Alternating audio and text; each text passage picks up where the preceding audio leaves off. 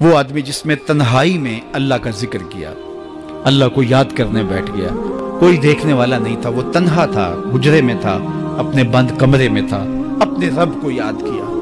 اللہ کی یاد کرتے کرتے اس کی آنکھوں سے آنسو ٹپکنے لگے، اس کی آنکھیں آنسوؤں کا خراج دینے لگی۔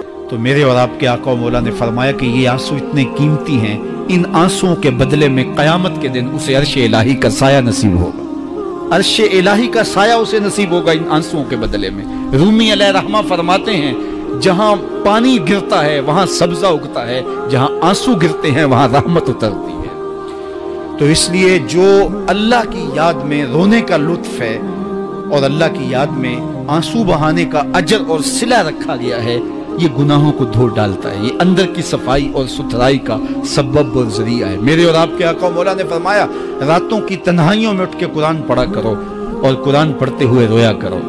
پھر فرمایا فَإِن لَمْ تَبْكُوا فَتَبَاكُوا، اگر رونا نہ آئے تو رونے کی کوشش کیا کرو۔ حضرت داتا گنج بخش علی حجویری سے ایک مرید نے کہا حضرت اگر رونے کی کوشش کریں پھر بھی رونا نہ آئے، فرمایا پھر اپنے مقدر پہ رویا کرو۔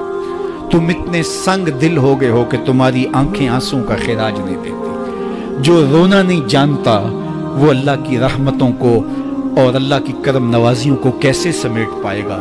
بچہ روتا ہے تو ماں دودھ دیتی ہے، جب بندہ اللہ کی حضور الہاؤ زاری کرتا ہے، عجز کرتا ہے، انکساری کرتا ہے تو اللہ کی رحمتوں کو جوش آتا ہے اور اللہ تعالیٰ کی رحمتیں اس پہ برستی ہیں اور اس کے نہ صرف گناہ معاف ہوتے ہیں بلکہ اللہ تعالیٰ اس کے گناہوں کو بدل کے نیکیوں میں تبدیل کر دیتا ہے۔